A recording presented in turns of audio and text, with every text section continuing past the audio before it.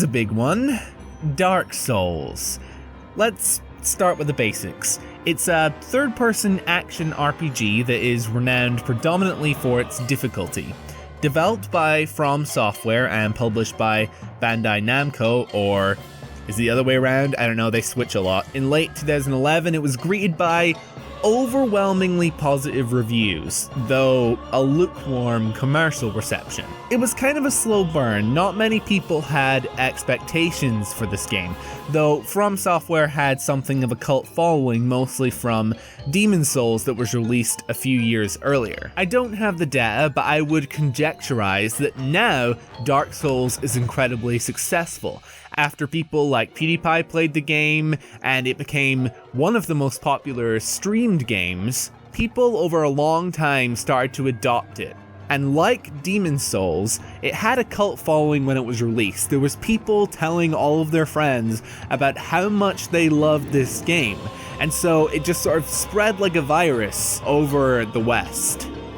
Anyway, there's some of the facts for you. Now let's just jump in, okay?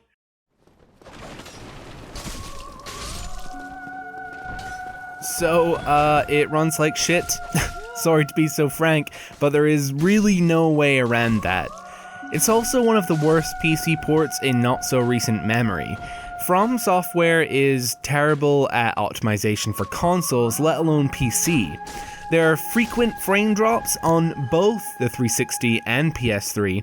I need to have a pretty good system to avoid frame drops on PC. If you're playing on PC, a mod called DSFix is unfortunately required, a mod that fixes a lot of the problems the PC port has. That said, while the actual performance is terrible, the game is relatively free of annoying bugs, which is nice to see. The game is certainly not broken.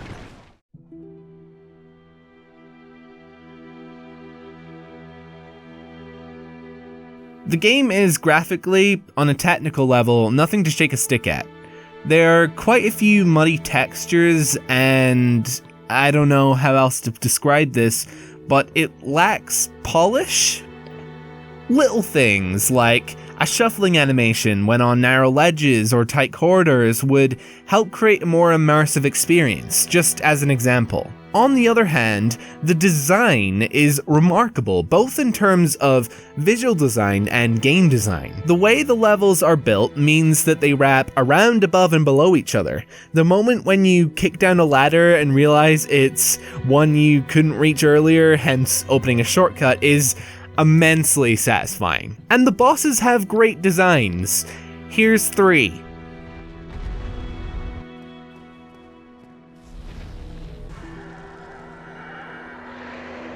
And no more. Half the fun of the game is when a boss drops in out of nowhere like, oh shit! So I won't spoil it for you.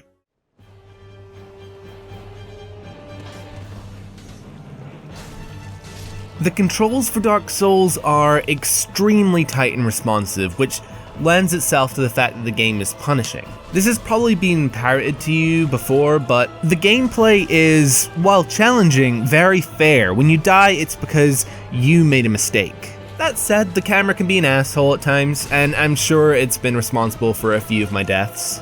The mechanics are built in such a way that no matter how good you are at the game, if you're sloppy, you'll die.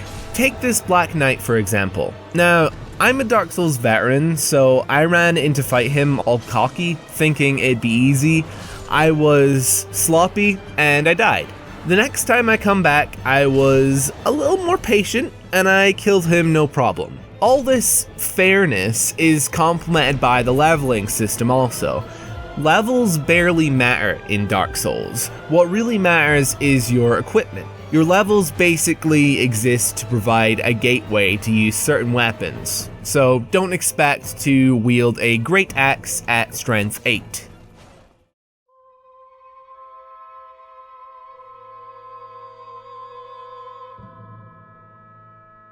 The story in Dark Souls is an extremely subjective topic, even more so than normal.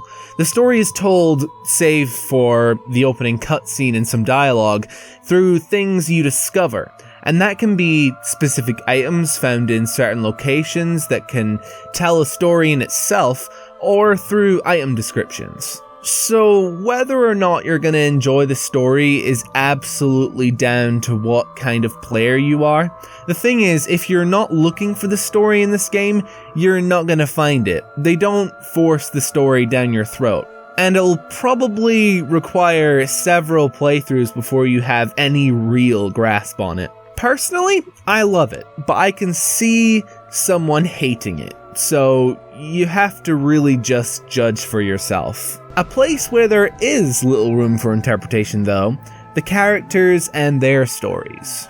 First of all, they're all well voice acted, and like everything else in the game, their designs are interesting, but their stories are compelling, and if you manage to finish one of their quest lines, you'll see what I mean. Going hand in hand with the story, the atmosphere is incredible. There's a real feeling of an age gone by, like you're walking through the ruins of Rome, but in a medieval setting, of course. Loneliness and isolation are major themes of the game. Some people would call it depressing, and, well, they'd be right, but I thought I'd mention that the game is perpetually gloomy. Although you can tell things used to be beautiful, there's a real sense of lost beauty to everything in this game.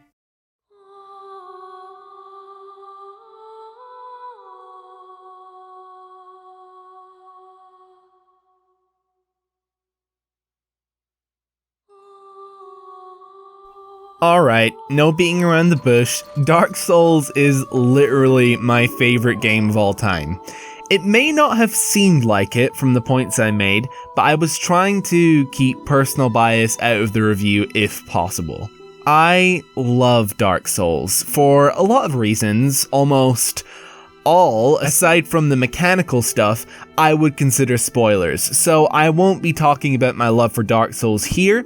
Maybe in a future Rye Talks, which is kind of a rant type format, but not really, that I make. I missed out a lot of stuff in my review, and I'm aware of that. Speaking of Rye Talks from before, my next one is going to be on this very subject, what I should and shouldn't include in a review. Anyway, Dark Souls is awesome, play it if you love challenge, and if you don't, try it anyway. I mean, it's dirt cheap, and you might realize you like challenge. See ya!